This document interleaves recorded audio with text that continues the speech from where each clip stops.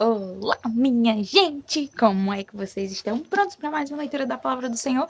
E hoje nos capítulos 48 do livro de Gênesis, capítulo 1 do livro de Lucas, seguindo ali os versículos restantes, né? Do verso 39 ao 80, do capítulo 1 de Lucas, capítulo 14 do livro de Jó e capítulo 2 de 1 Coríntios. Então, já vai abrindo aí sua Bíblia no livro de Gênesis, capítulo 48. E vamos dar início a essa leitura. Antes de começarmos de fato, vamos conversar com o Senhor. Pai amado, Deus soberano, louvado seja o Senhor, que é digno de toda honra e glória. Te bendizemos, ó Deus, e estamos aqui na tua presença, Pai, para te render graças, para te dar louvor pelas tuas misericórdias que se renovaram este dia. Te agradecer por mais um dia o Senhor está nos sustentando, nos dando a graça de existir, de viver para a tua glória, de poder sermos úteis, ó Deus, e obedecermos a ti quanto a sermos sal e luz onde quer que venhamos estar, a exalarmos o teu bom perfume, a fazermos a diferença, sermos verdadeiros discípulos teus. Nos capacita para isso, ó Deus. Continuar a nos capacitar, nos dá graça quanto a tomarmos mais conhecimento a respeito do teu santo evangelho, da tua vontade para com as nossas vidas e nos ajuda a cumprir fielmente a tua palavra, viver o teu santo evangelho. É assim que nós te oramos, ó Deus, nos dá entendimento. Em nome de Jesus. Amém. Capítulo 48. Passadas estas coisas, disseram a José: seu pai está doente. Então José tomou consigo seus 2 filhos, Manassés e Efraim, e avisaram a Jacó: eis que o seu filho José vem visitá-lo. Israel fez um esforço e se sentou na cama. Então Jacó disse a José: o Deus Todo-Poderoso me apareceu na cidade de Luz, na terra de Canaã, me abençoou e me disse: eis que eu o farei fecundo e o multiplicarei. De você farei uma multidão de povos, e à sua descendência darei esta terra como propriedade perpétua. E agora os seus 2 filhos, que lhe nasceram na terra do Egito, antes que eu viesse para junto de você aqui no Egito, são meus. Efraim e Manassés são meus, assim como Ruben e Simeão são meus.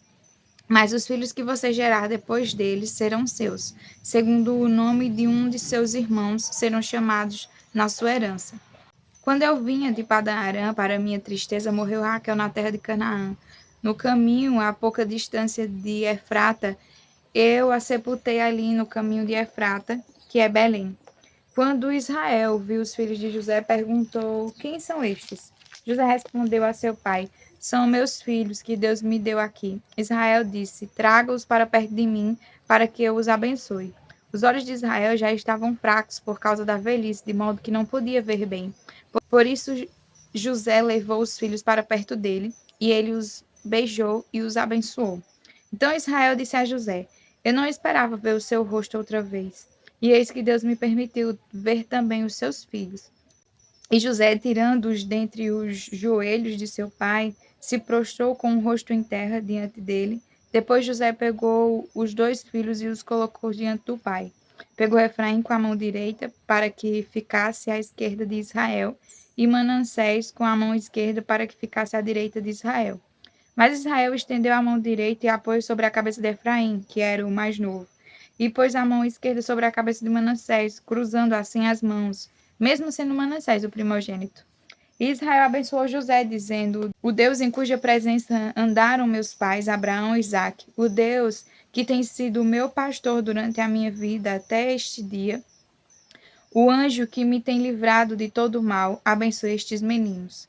Que por meio deles sejam lembrado o meu nome e o nome de meus pais, Abraão e Isaque, que cresçam e se tornem uma multidão sobre a terra.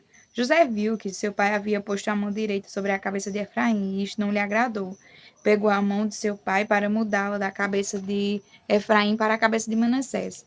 E José disse ao pai: não assim, meu pai, pois o primogênito é este. Põe a mão direita sobre a cabeça dele. Mas seu pai recusou e disse: eu sei, meu filho, eu sei.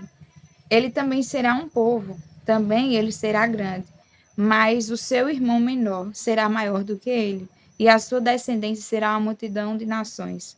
Assim os abençoou naquele dia, declarando: por vocês, Israel abençoará, dizendo: Deus faça com você como fez com Efraim e com Manassés. E assim Israel pôs Efraim antes de Manassés. Depois Israel disse a José: Eis que eu estou morrendo, mas Deus estará com você e os fará voltar à terra de seus pais.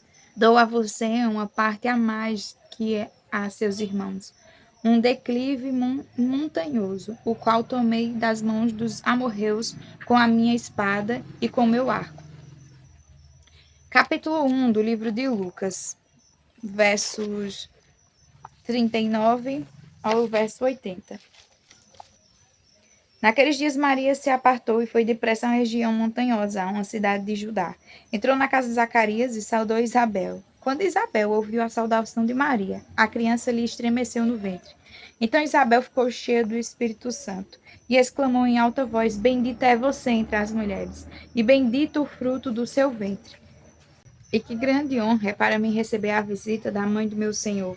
Pois logo que me chegou aos ouvidos a voz da saudação que você fez, a criança estremeceu de alegria dentro de mim.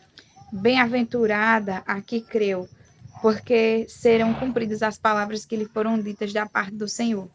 Então Maria disse: A minha alma engrandece ao Senhor, e o meu espírito se alegrou em Deus, meu Salvador, porque ele atentou para a humildade da sua serva.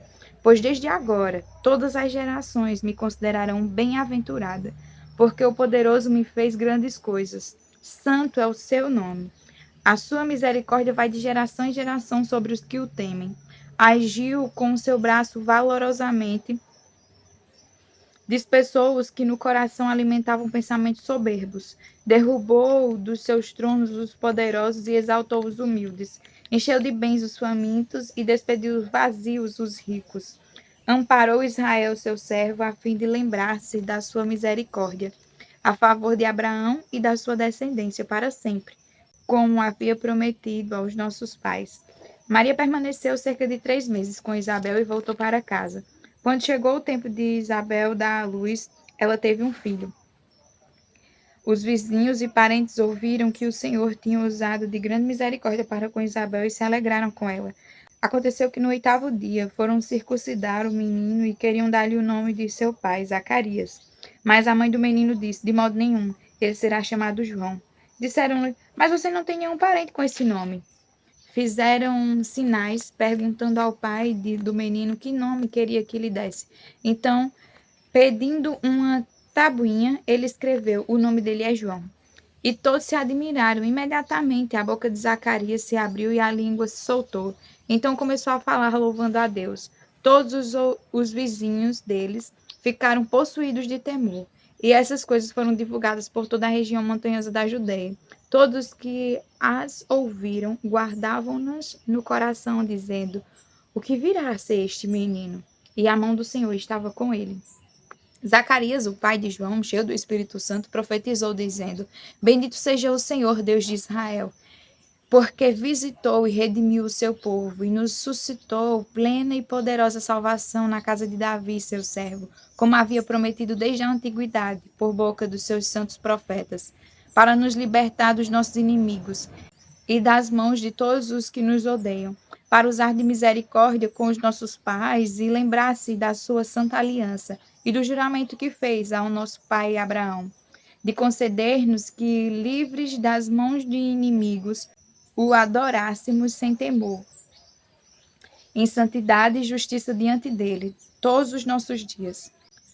E você, menino, será chamado profeta do Altíssimo, porque precederá o Senhor, preparando-lhe os caminhos, para dar ao seu povo conhecimento da salvação por meio da remissão dos seus pecados, graças à profunda misericórdia do nosso Deus, pela qual nos visitará o sol nascente das alturas, para iluminar os que jazem nas trevas e na sombra da morte, e dirigir os nossos pés pelo caminho da paz. O menino crescia e se fortalecia em espírito, e viveu nos desertos até o dia em que havia de manifestar-se a Israel. Capítulo 14 do livro de Jó diz o seguinte: O ser humano, nascido de mulher, vive breve tempo, cheio de inquietações. Nasce como uma flor e murcha. Foge como uma sombra e não permanece. Sobre ele abre os seus olhos e me fazes entrar em juízo contigo? Quem poderá tirar coisa pura daquilo que é impuro? Ninguém. Visto que os dias do ser humano estão contados, o número dos seus meses está nas tuas mãos. Traçaste limites, além dos quais não passará. Desvia dele o teu olhar para que tenha repouso, até que, como o trabalhador, tenha prazer no seu dia. Porque há esperança para a árvore, pois, mesmo cortada, voltará a brotar e não cessarão os seus rebentos. Se as suas raízes envelhecerem na terra e o seu tronco morrer no chão, ao cheiro das águas brotará e dará ramos como a planta nova. Mas se alguém morre e fica prostrado, o ser humano expira e para onde vai?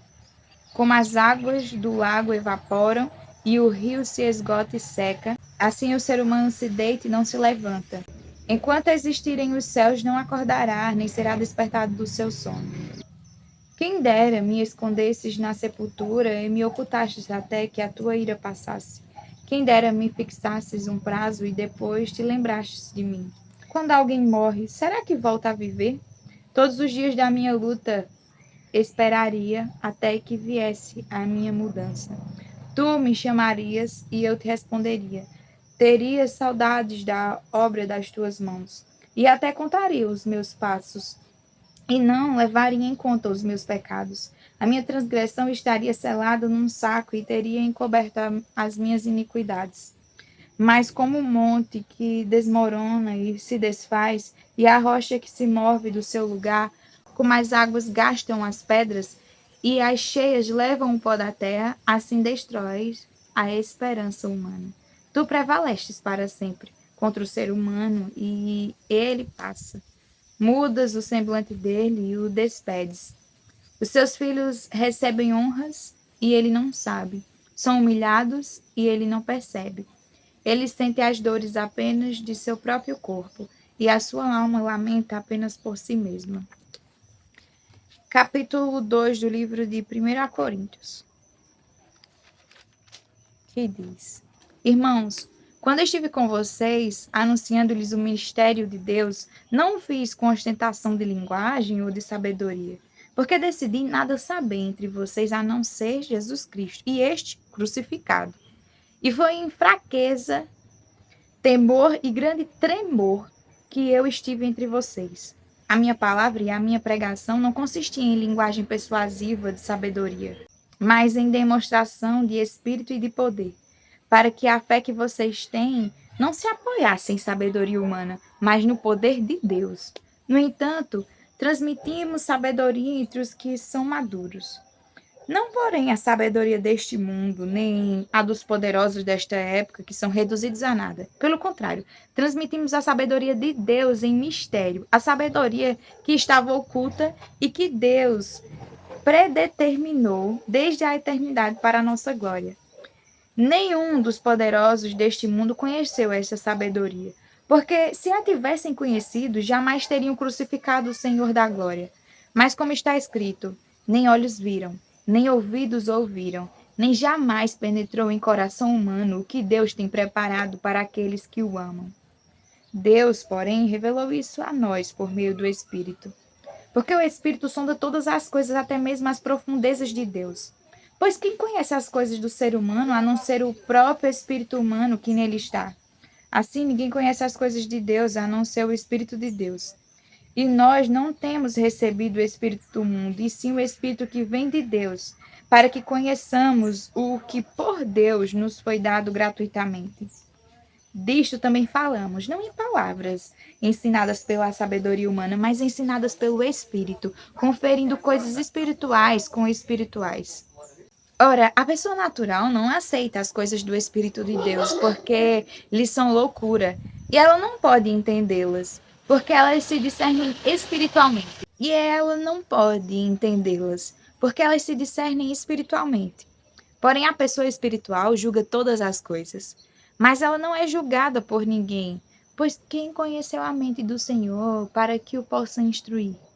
Nós, porém, temos a mente de Cristo. Amém. Até amanhã para mais uma leitura da palavra do Senhor. Fica com Deus.